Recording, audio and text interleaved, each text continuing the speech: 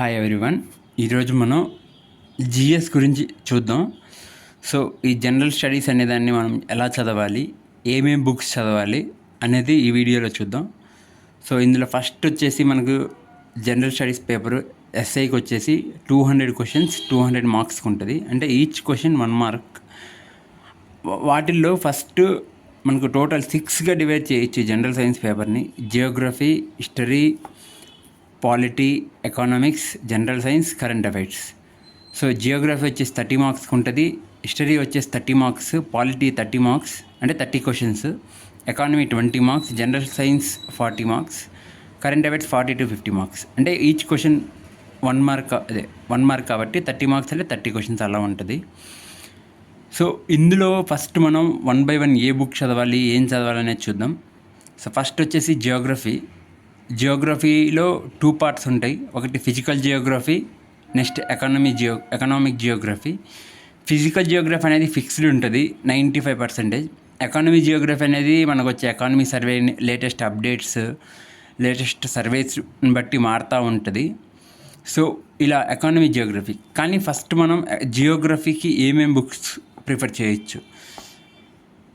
ఎవరైతే కోచింగ్ తీసుకుంటారో వాళ్ళు మాత్రం ఏదైతే వాళ్ళు ఎక్కడైనా కోచింగ్ తీసుకోండి, వాళ్ళ నోట్స్ ఏదైతే ఉందో స్టిక్ టు ది నోట్స్ మార్చొద్దు. మీరు ఎన్ని బుక్కులు చదివినా మీ నోట్స్కే వాల్యూ ఉంటుంది. కానీ నోట్స్ ఎలా చదవాలనేది కూడా చెప్తాను. ఏ సబ్జెక్ట్ అయినా మనం నోట్స్ అయిపోయాక ఒక రివిజన్స్ చేస్తూ ఉంటాం. రివిజన్స్ చేసేటప్పుడు ఈ నోట్స్ ఏం చేయాలంటే ఎప్పటికప్పుడు అప్డేట్ చేసుకుంటూ ఉండాలి. అంటే ఏదైనా మనకు తెలియని అంశం కానీ, ఇప్పుడు మనం మాక్ టెస్ట్ రాస్తాం, అందులో ఈరోజు రాసిన వాటిలో ఒక 4-5 క్వశ్చన్స్ మనకు తెలియని వచ్చాయి. అది తీసుకెళ్ళి మనకి ఇప్పుడు ట్రాన్స్పోర్టేషన్లో అనే చాప్టర్లో ఒక క్వశ్చన్ వస్తే ఆ మాక్ టెస్ట్లోంచి ఆ క్వశ్చన్ మనకు ఇంతకుముందు చదవకుంటే మనం దాన్ని తీసుకెళ్ళి ఆ ట్రాన్స్పోర్టేషన్ అనే చాప్టర్ ఎక్కడ ఉందో అక్కడ ఈ పాయింట్ని యాడ్ చేసుకుంటూ ఉండాలి. సో ఇలా మన నోట్స్ అనేది up to date till exam వరకు కూడా మన నోట్స్ అప్డేట్ చేసుకుంటూ ఉండాలి. ఇది నోట్స్ ఉండే వాళ్ళకి. ఎవరైతే నోట్స్ లేదో వాళ్ళకు వచ్చేసి ఇప్పుడు మన రమణరాజు బుక్ బాగుంటుంది. అలాగే దీంతోపాటు ఒక విన్నర్స్ పబ్లికేషన్ ఉంటుంది.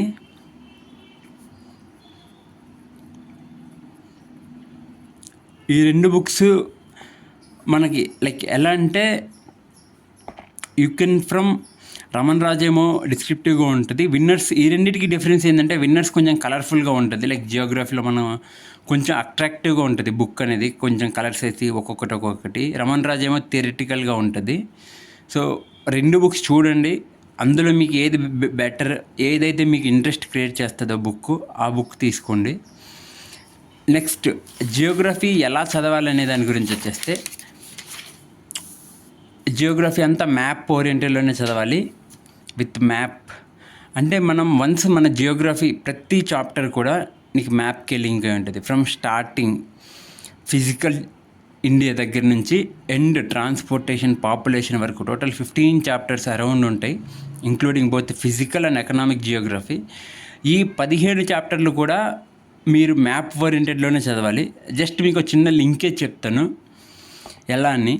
సో మనకు టోటల్గా ఇండియా ఒక మ్యాప్ ఇలా తీసుకుంటే మనం రఫ్గా గీయగలగాలి. ఓకే, ఇక్కడ హిమాలయాస్ ఉంటాయి, హిమాలయాస్లో కూడా trans Himalayas, greater Himalayas, lesser Himalayas, Shivaliks. So ఇలా గీసేయాలి. అక్కడ నుంచి ఓకే ఇలా ఇండస్ రివర్ వస్తుంది. ఇండస్ రివర్స్కి మళ్ళీ ట్రిబ్యూటరీస్ ఉంటాయి. ఈ ట్రిబ్యూటరీస్ ఇక్కడ ఉండడం వల్ల ఇక్కడ అల్యూవియల్ సాయిల్ ఉంటుంది. ఈ అల్యూవియల్ సాయిల్ ఇక్కడ ఉండడం వల్ల పంటలు బాగా పండుతాయి. సో అగ్రికల్చర్ ప్రొడక్షన్ ఎక్కువ ఉంటుంది. సో అగ్రికల్చర్ ప్రొడక్షన్ ఎక్కువ ఉండడం వల్ల పాపులేషన్ ఎక్కువ ఉంటుంది. సో ఎక్కడైతే మనకు పాపులేషన్ ఎక్కువ ఉంటుందో అక్కడ బిజినెస్, వ్యాపారం. సో ఇలా ఒక లింకేజ్గా చదవాలి. దాంతోపాటు ఇలా వస్తే ఇక్కడ మనకు చోటా నాగ్పూర్ ప్లాట్యూ ఉంటుంది. చోటా నాగ్పూర్ ప్లాట్యూలో ఇండస్ట్రీస్ అంటే మినరల్స్ ఎక్కువ ఉంటాయి. సో మినరల్స్ ఎక్కువ ఉంటాయి కాబట్టి ఇక్కడ ఇండస్ట్రీస్ ఎక్కువ ఉంటాయి ఆటోమేటిక్గా.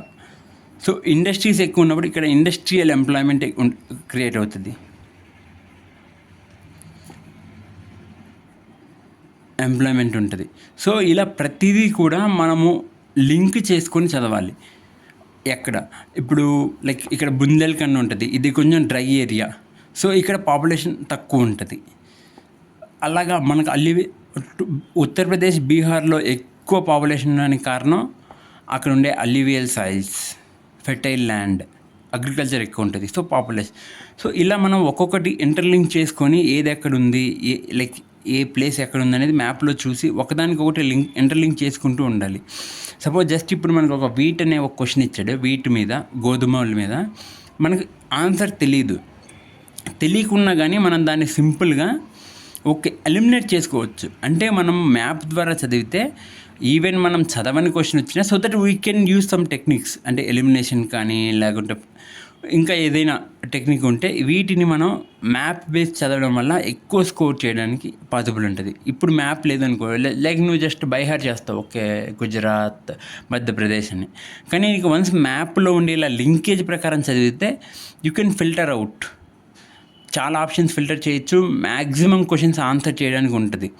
నువ్వు ఎక్కువగా గుర్తుపెట్టుకోవడానికి అంత అవసరం కూడా ఉండదు. అది ఒకటి చూసుకోండి. సో జియోగ్రఫీ వరకు